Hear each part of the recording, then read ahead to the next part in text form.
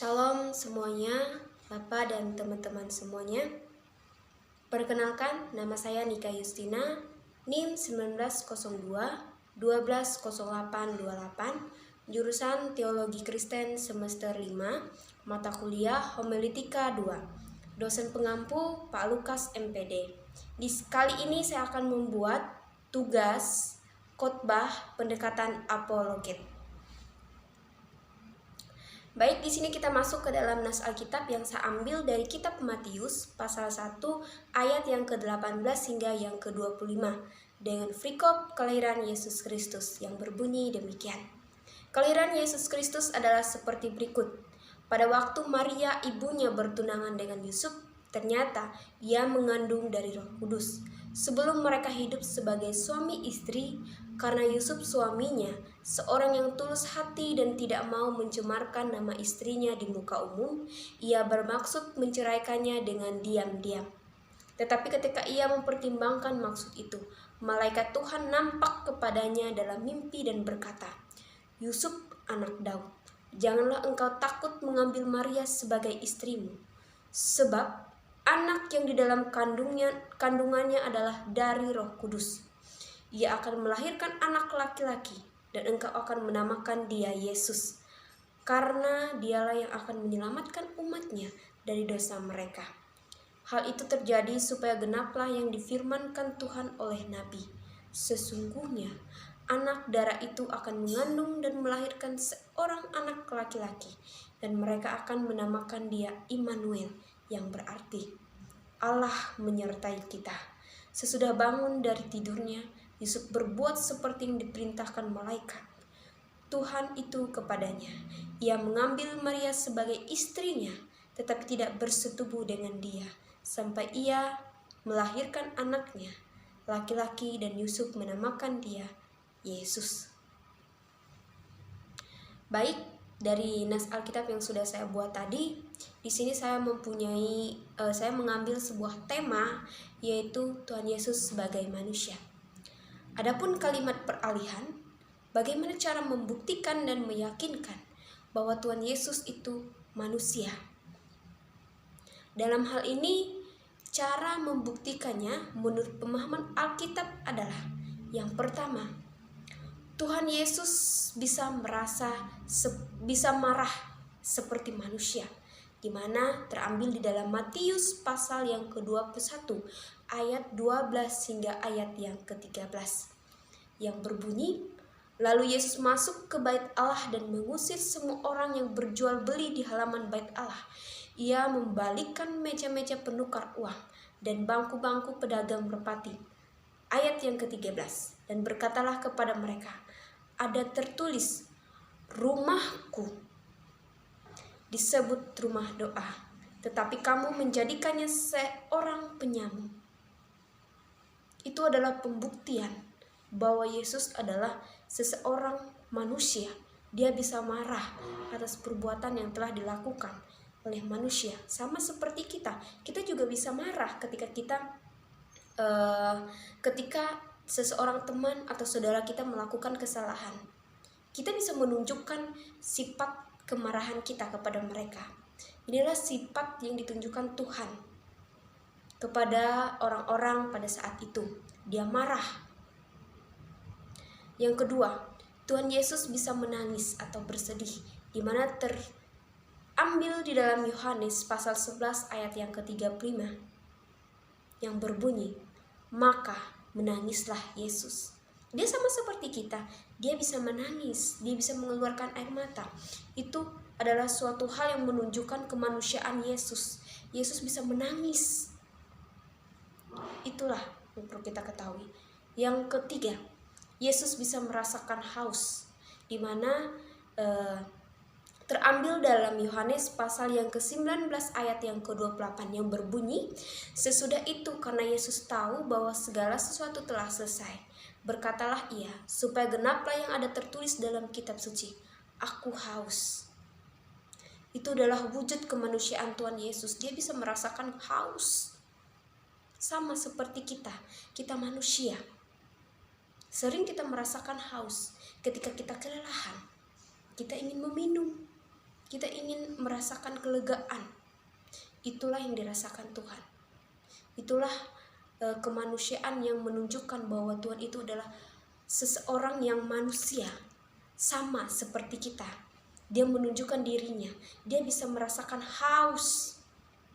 Sebagaimana yang tertulis di dalam kitab Yohanes ini, pasal 9 ayat 28, mengatakan kepada kita bahwa Tuhan itu adalah manusia, sama seperti kita.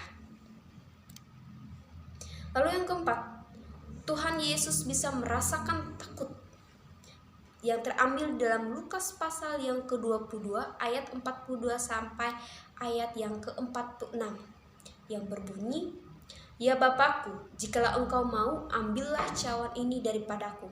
Tetapi bukanlah kehendakku, melainkan kehendakmu-lah yang terjadi."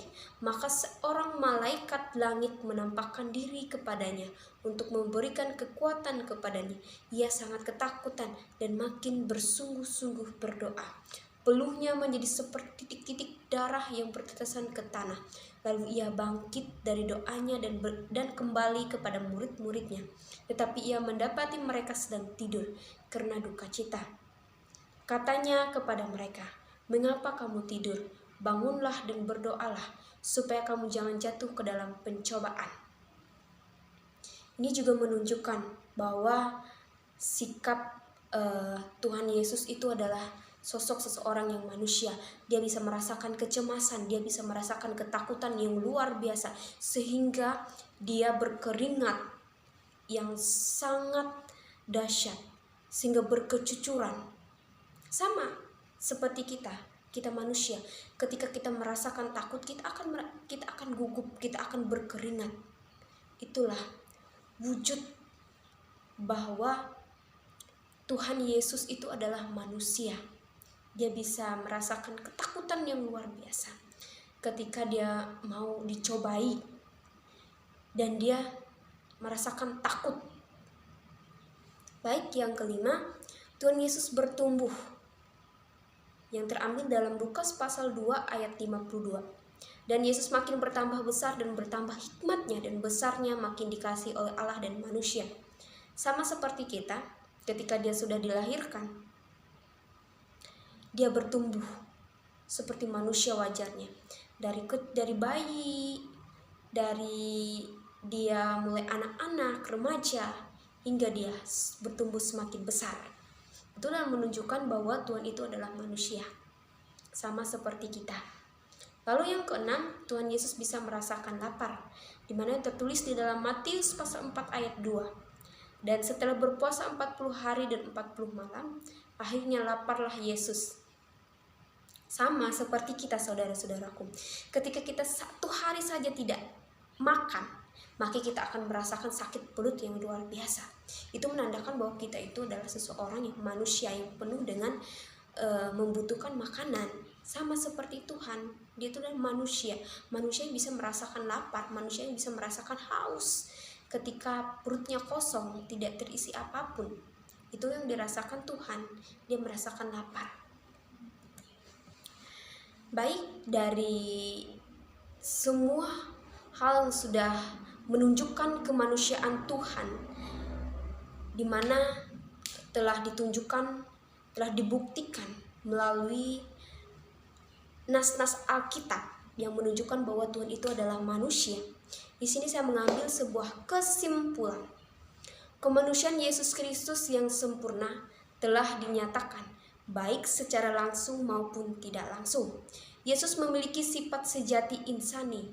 Hal ini mengungkapkan bahwa Yesus memiliki segala unsur manusiawi, baik tubuh jasmani yang dapat dilihat dan dijamin maupun jiwa dengan segenap dimensinya, seperti pengetahuan, akal budi, emosi, dan kehendak. Yesus sebagaimana manusia pada umumnya juga mengalami fase-fase pertumbuhan fisik, mental, intelek, kesadaran sosial, dan sebagainya.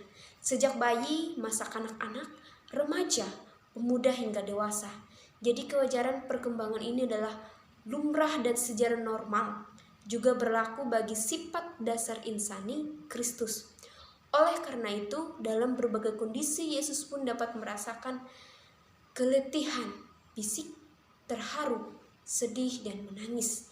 Ia juga pernah merasa sangat lapar sewaktu berpuasa di padang gurun.